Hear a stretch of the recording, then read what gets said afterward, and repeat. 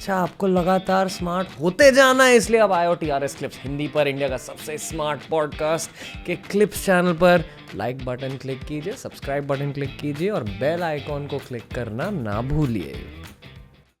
बचपन में मेरी मम्मी ने मुझसे कहा, आपकी लाइफ में शनि का बहुत ज़्यादा प्रेजेंस है,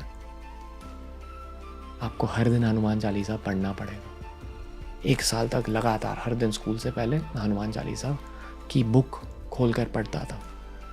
पहले इंग्लिश में पढ़ता था, फिर हिंदी में पढ़ता था, और फिर इंग्लिश और हिंदी के राइटअप्स के बाद एक छोटा सा राइटअप होता था इंग्लिश में, एक पैराग्राफ समझाने के लिए कि इस पैराग्राफ में क्या लिखा गया है।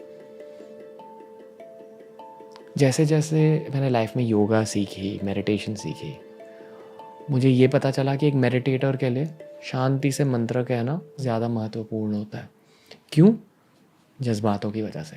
मेडिटेशन करने का, प्रेयर करने का असली तरीका होता है जज्बातों के साथ मेडिटेशन कीजिए, जज्बातों के साथ प्रे कीजिए। अगर आप भगवान से मदद मांग रहे हो, दिल से मदद मांगो। जैसे जैसे आप स्पिरिचुअलिटी, मेडिटेशन के बारे में ज़्यादा चीज़ें सीखते जाओगे, आपके लाइफ के बाकी के एक्सपीरियंसेस भी और बेहतर होते जाएंगे। मेडिटेशन की बात की जाए तो मैंने एक और चीज़ सीखी हमारे हिंदू धर्म के देवताओं के बारे में। कहा जाता है कि हनुमान जी ब्रह्मचार्य के देवता थे, ताकत के देवता थे। इंद्र भगवान बारिश के देवता हैं। शिव जी के कोई ट्रेट्स है, विष्णु भगवान के कोई ट्रेट्स हैं, दुर्गा माता, सरस्वती, लक्ष्मी माता के कोई ट्रेट्स होते हैं।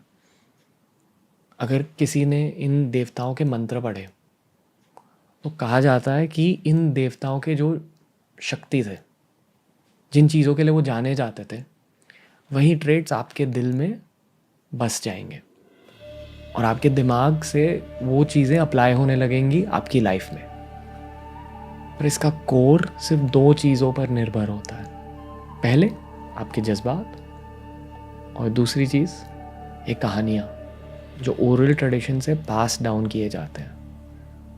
जब हमें रामायण और महाभारत के बारे में बताया जाता है, हमें ये कहा जाता है कि अर्जुन की तरह बनो, भीम की तरह बनो, राम जी की तरह बनो, हनुमान जी की तरह बनो। क्योंकि हर बच्चे को इन कहानियों के बारे में पता है। हर बच्चा कहानियाँ समझता है। कहानियाँ आप बचपन में भी समझते हो, अडल्ट बनने के बाद भी समझते हो।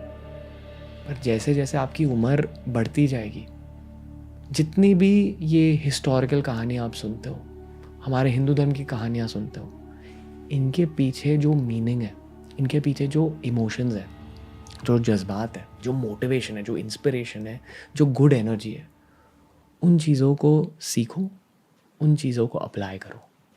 अगर आप हनुमान चालीसा ऐसे ही पढ़ रहे हो, पढ़ने के लिए पढ़ रहे हो, बिना हनुमान जी के बारे में सोचे हुए, बिना उनके ट्रेट्स के बारे में, बिना उनके कैरेक्टर के बारे में सोचे हुए, तो उसका बहुत कम फ़ायदा होता है। उसका भी फ़ायदा और डेफिनेटली होता है, क्योंकि उन शब्दों की फ्रीक्वेंसी बहुत ज़्यादा पॉजिटिव है। पर अगर आपको उन शब्दों की फ्रीक्वेंसी से सबसे ज़्यादा पॉजिटिविटी निकालनी है, तो फिर उनका मतलब समझो, उनकी इमोशन समझो, और सबसे ज़्यादा ज़रूरी चीज़, जिस तरह से शनि आपकी लाइफ में टेस्ट है, आपकी पूरी ज़िंदगी में आपको मुश्किलों का सामना करना पड़ेगा।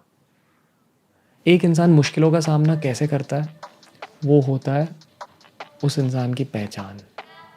जब हम अमिताभ बच्चन की बात करते हैं, हम 3 फेजेस के बारे में बात करते हैं मेनली।